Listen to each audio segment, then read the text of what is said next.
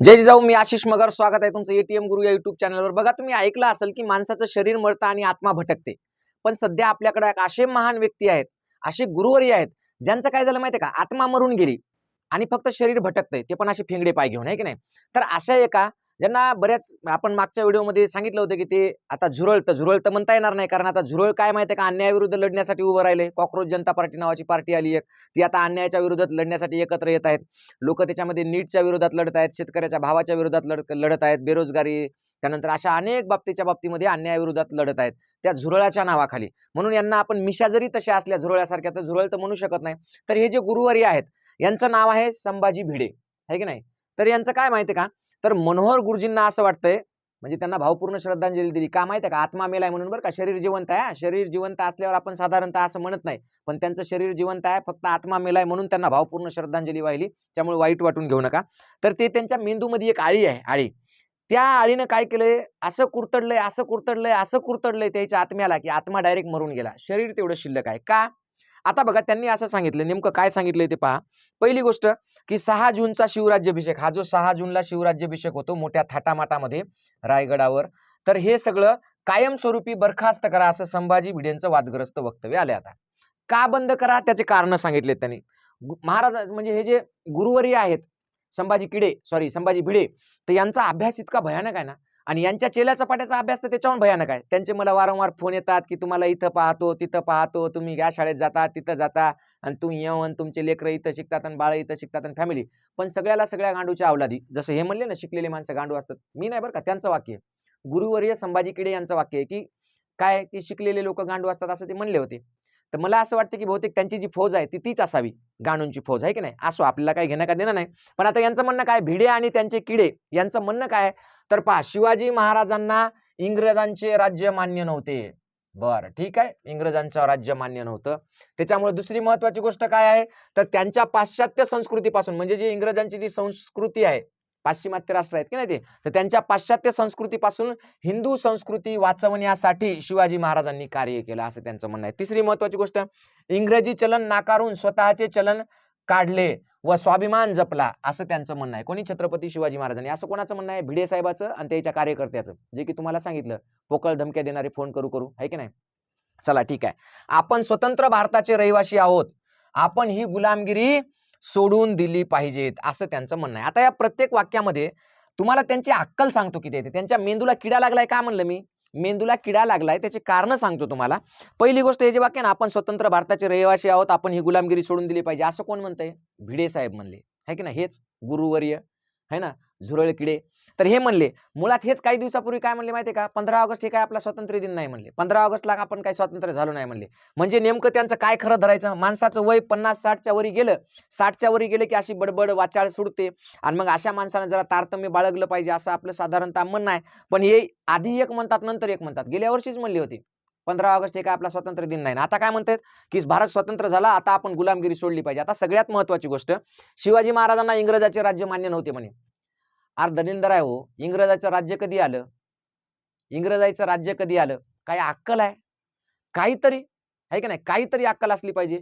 इंग्रज मराठे तिसरं युद्ध झालं, त्याच्यानंतर इंग्रजांचं राज्य भारतभर आलं, म्हणजे काचा काला मेळ नाही. बघा, तुम्हाला साधी गोष्ट सांगतो, मोगल आणि आदिलशाहीची कालगणना, आता छत्रपती शिवाजी महाराजांनी इंग्रजांची कालगणना नाकारलीच नाही. छत्रपती शिवाजी महाराजांनी कोणती कालगणना नाकारली? मोगल आणि आदिलशाहीची जी कालगणना होती ती नाकारली. ओके, म्हणजे इंग्रजांचा इथं काही संबंध आहे का? काहीच संबंध नाही. तेव्हा इंग्रज भारतात राज्य तरी करत होते का छत्रपती शिवाजी महाराजांच्या काळात?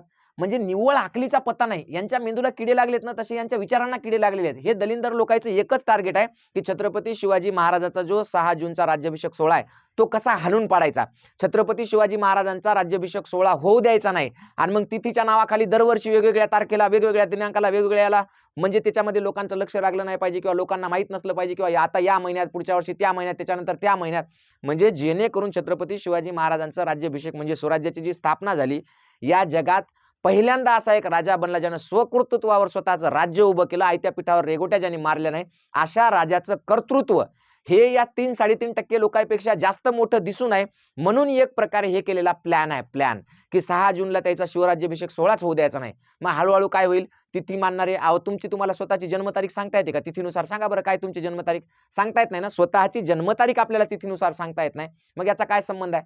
मग मला सांगा, मोगल आणि आदिलशाहीची कालगणना नाकारली छत्रपती शिवाजी महाराजांनी आणि त्यांची कालगणना कधी सुरू केली माहित आहे? 6 जूनला सुरू केली. 6 जून रोजी म्हणजे छत्रपती शिवाजी महाराजांचा जे राज्याभिषेकाचा दिवस होता त्याच दिवशी त्यांनी त्यांची शिवशक सुरू केलं, म्हणजे कालगणना सुरू केली. सगळ्यात महत्त्वाचं म्हणजे मोगल व आदिलशाहीचे चलन जर वापरले तर स्वराज्याला स्वतंत्र राज्याची मान्यता मिळणार नाही. म्हणजे हे छत्रपती शिवाजी महाराजांचं मराठ्यांचं स्वतःचं राज्य आहे, त्याला बाकीच्या राज्यांकडून मान्यता मिळणार नाही म्हणून त्यांनी स्वतःचं चलन काढलं. कारण एखाद्या राज्याला स्वतंत्र राज्याचा दर्जा त्या काळात तेव्हाच मिळत होता किंवा एखाद्या राज्याचं स्वतंत्र अस्तित्व तेव्हा मान्य करण्यात येत होतं जेव्हा त्या राज्याचं स्वतःचं चलन असतं. आणि म्हणून छत्रपती शिवाजी महाराजांनी मोगलांचं आणि आदिलशाहीचं चलन वापरले तर स्वतःच्या राज्याला स्वतंत्र राज्य म्हणून दर्जा मिळणार नाही म्हणून ते नाकारलं आणि स्वतःचं चलन निर्माण केलं. याच्यामध्ये इंग्रजी तारखायचा आणि इंग्रजाचा काय संबंध आला? काय अक्कल आहे का याला बोलायला? म्हणजे काही पण करा, फक्त छत्रपती शिवाजी महाराजांची बदनामी करा, काही पण करा पण छत्रपती शिवाजी महाराजांचं कर्तृत्व कमी करा, काही पण करा पण छत्रपती शिवाजी महाराजांचं मोठेपण करा, कमी करा, काही पण करा पण छत्रपती शिवाजी महाराज ज्या गोष्टींमुळे लोकांपर्यंत पोहोचतात, पुढच्या पिढीपर्यंत पोहोचतात, भावी पिढीपर्यंत पोहोचतात, ते दुवा कट करून टाका. पुढच्या पिढीपर्यंत शिवाजी महाराज ज्या ज्या गोष्टींमुळे कळतो ना ती गोष्टच काय करा, खारीज करून टाका. म्हणजे छत्रपती शिवाजी महाराज कोणाला कळलेच नाही पाहिजे, आहे की नाही? या पद्धतीचं यांचं सगळ्यांचं षडयंत्र आहे. मग असे हे बेअकली असलेले लोक आहेत तर हे म्हणतात 6 जूनला छत्रपती शिवाजी महाराजांचा राज्याभिषेक पार पाडायचा नाही. मला तुम्हाला एक साधी कमेंट करून विचारायचं की छत्रपती शिवाजी महाराजांचा आणि इंग्रजांचा काही संबंध आहे का? 1757 आहे ना, 1757 किंवा त्याच्यानंतर तसं पाहत पाहिलं तर 1804ला 1802ला आपलं शेवटचं इंग्रज मराठा युद्ध झालं आणि त्याच्यानंतर मग सगळ्या भारतावर त्याचं राज्य स्थापन झालं, आहे की नाही? 1802 1803-4 पर्यंत आपण लढाई त्यांच्यासोबत चालली. म्हणजे 18व्या शतकात म्हणजे पार 19व्या शतकात महाराष्ट्रावर इंग्रजाची सत्ता आली. कधी? 19व्या शतकात.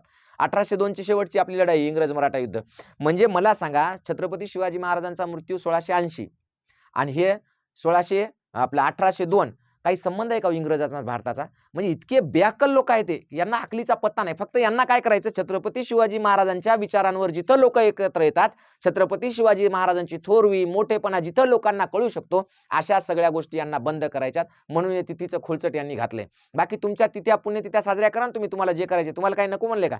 तुम्ही तिथीनुसार शिवराज्याभिषेक सोहळा साजरा करा, कितीही मोठा करा, त्याच्यामधून कोणत्या कोणत्या पद्धतीने तुम्हाला छत्रपती शिवाजी महाराज लोकांपर्यंत पोहोचवतात तसं पोहोचवा.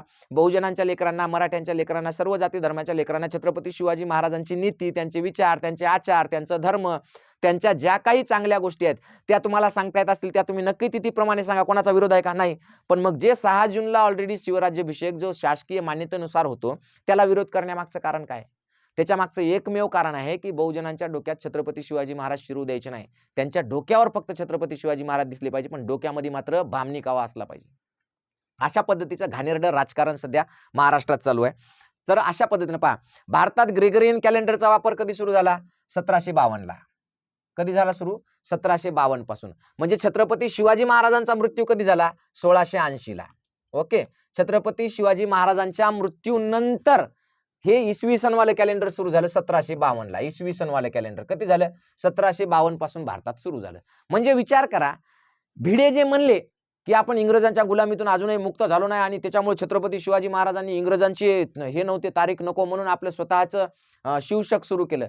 तर त्या नालायकांना एवढं सुद्धा कळायची अक्कल नाही की बाबा ते मोगलांच्या आणि आदिलशहाच्या म्हणजे कालगणनेला झुगारून आदिलशहाची आणि मोगलशाहीची या दोघांची सुद्धा जी परकीय सत्ता होती आपल्यावर ती सत्ता झुगारून, त्यांचा अंमल झुगारून स्वतःचं स्वराज्य निर्माण करण्यासाठी शिवशक सुरू करण्यात आलेलं होतं. ते जोडतात कुठं? इंग्रजांसोबत. आणि इंग्रजांची हे कधी आलं? इसवी सन कधीपासून भारतामध्ये लिहायला सुरुवात झाली? 1752 पासून त्याला मान्यता मिळाली. 1752 पासून. दुसरी महत्वाची गोष्ट, भारतात 1757 साली ब्रिटिशांची सत्ता स्थापन झाली. तुम्हाला माहिती आहे 3 युद्ध झाले होते.